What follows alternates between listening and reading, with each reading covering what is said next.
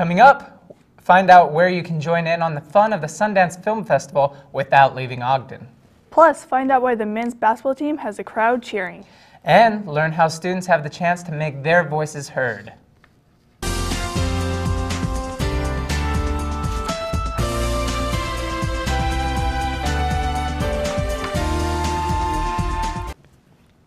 Welcome to Weber State News. I'm John Coyle. And I'm Andrea Peterson.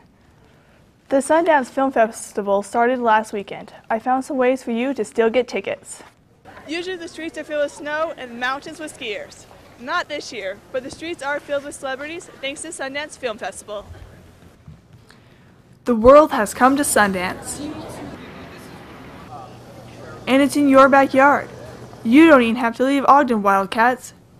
You can go see Sundance at the Egyptian Theater or Slam Dance at Theater 528. You might even see the next Oscar-winning movie like March of the Penguins, which debuted in Ogden and won an Oscar for Best Documentary in 2006.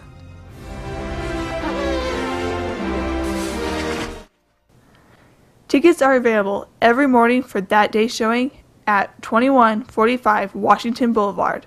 For movie information and showtimes, go to www.sundance.org.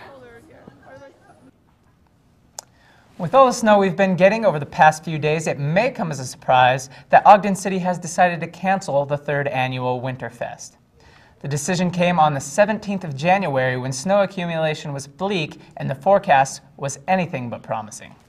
I love Winterfest actually. I was kind of bummed that it got canceled this year because I've been the last 2 years. But I feel for the people on 25th Street, they're going to miss a lot of business. I kind of wanted to go. I actually have time to go this year and now I can't even go. Thousands of people were expected to attend this free celebration on 25th Street, but unfortunately they will all have to wait until next year. Student election voting is coming up quick. We want to help you keep you informed on all you need to know about voting and what you're voting for. Later in our show, we'll have an interview with the Student Senate President to bring you all the details. Last week, students and the public met on campus to hear from someone we consider famous. We hear more from Morgan on this story. Many students and community gathered at Weber State Shepherd Union Building to see what Chris Powell from ABC's Extreme Makeover Weight Loss Edition had to say in his seminar. I can't tell you how many times I've heard, diet starts Monday. This is it, diet starts Monday. I mean, come on, right? Chris encouraged the audience of about 200 people that we are solely responsible and believing in yourself is key. He mentioned that we will all endure some pain, but the point, to keep going.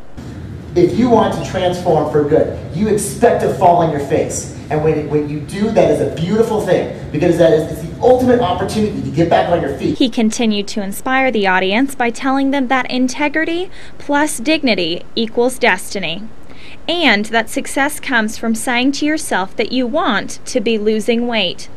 Focused audience members gathered detailed notes from the slideshow.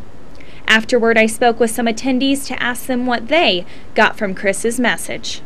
Just the fact of keeping promises to yourself as opposed to worrying about keeping promises to everybody else, because I think that the whole talk about growing your own dignity and integrity, I thought that was really interesting and it's something that I hadn't really heard before, so I think it's good. Taking responsibility for myself, so that was the biggest thing, was being able to step outside of myself to look at myself, to realize I'm the one that has to do this. I can't let anybody else do it for me. I learned the one main thing is if you commit your mind to maintaining your body, losing weight, you can do it. It's just in your mind. That to change your lifestyle starts with the mind. You have to be able to believe in yourself before you can actually take action. The mind is the most powerful thing over the body. Chris stuck around to speak with people one-on-one, take pictures, and sign autographs. Chris shared some inspiring, encouraging words to our community and fellow students. We thank Chris for his time and efforts. For Weber State News, I'm Morgan Breezemaster. Chris's show airs Monday nights at 10 p.m. on ABC. People might be saying there are no jobs, but at the career fair there are over 80 companies looking to hire students. When looking for a job, a better job, or even a career field, you should take advantage of every opportunity you can. Career fair is a wonderful opportunity for students to get out there and meet these employers that are doing the recruiting. You can talk with the recruiters, and it's a great way for, we kind of provide this as a way for students to get those career opportunities. We can actually give resumes and start thinking about what we're going to do when we graduate. Looking for a new job with better benefits, better hours. So looking for a sales job. I'm a technical sales major. We're looking for an internship for business administration. Looking for self-motivated, driven people. I'm looking for an internship over the summer, preferably with Goldman Sachs, not because I have a terrible job, just because I want a career. No job. Look for expert advice, even criticism. It might help you unlock your potential you possess. In a tight economy, we have about 85 employers here, and they're all up here specifically to see Weber State students. Have full-time jobs as well as potential internships with a lot of companies, and it's a great opportunity to see what's available. And even if you don't know what it is you want to go into yet, great opportunity to kind of start learning about the opportunities within your field. I'm just here looking for a new career.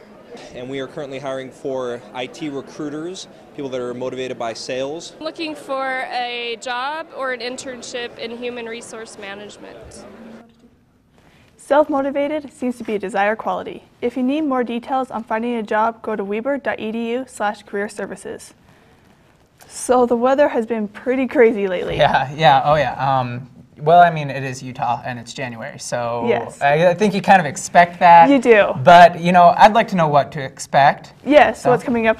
Yeah, so let's go over to Jana with the weather and see what's coming up in the next few days. Thanks, you guys.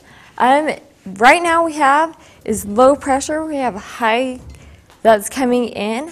We have a few storms that are popping up here and there, and we have a bunch of storms that are going in the lower United States. And then here we have some storms that are down here. We have some big ones that are coming in from the north down, so we might get a chance of some snow. And then let's turn to more local. So we have all these clouds that are coming in. Hopefully there's going to be some storms that we get. I'm looking for some snow. And then for the 7-day forecast, Wednesday, Thursday, Friday, there is going to be a chance of snow on Friday. And then throughout the week, it's going to be lower 40s and upper 30s. Now, back to you guys. Well, thanks, Jana. Student elections are coming up, and we have Justin Neville here with the 411 on what you need to know. Thanks for coming, Justin. Of course. So tell us a bit about the student senate elections. Well, the elections are coming up at the end of February, and students have the opportunity to get a little bit more involved in the student government here on campus. There are 7 vice president positions available, as well as the student body president. In addition to that, there are 20 senator positions that are to be filled as well. Okay. So what are some of the senator positions, if people are interested? I mean, you don't have to name all 20, but sure. Some people might be interested in. There is a Senate position for every college, so that's 7 positions. In addition to that, there are positions that are available in the the cultural diversity category for students such as African Americans and Asians, Pacific Islanders, Native Americans, and several others as well. Where can you get more information if you want to sign up? Students that are interested in running for those positions can go to room 326 in the Union Building, speak with the secretaries there, and they'll be given an elections packet which has all of the information that they need to know, the rules, the due dates, what they need to know about campaigning, and in addition to that, the compensation that's available to students for being more involved. Okay.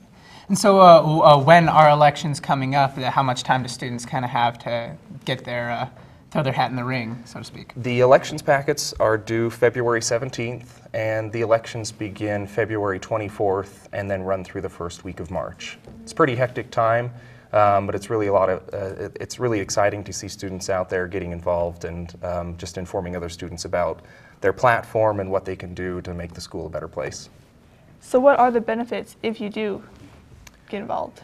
For the vice presidents that are elected, they receive full tuition paid as well as a monthly stipend and a small monetary reward that they can use at the Sodexo vendors here on campus. Senators receive $1,000 per semester for being in the Senate. Well, that's really neat. Yeah, that's some good money, especially for a college student. Well, thanks a lot for coming, Justin. Yeah, you're welcome. Important stuff we need to know. But anyway, whether warm or cold weather, students continue to study. Morgan tells us more. Although it may not seem like it from the outside, we are in our 4th week of spring semester. So I asked students whether they prefer electronic or paper textbooks.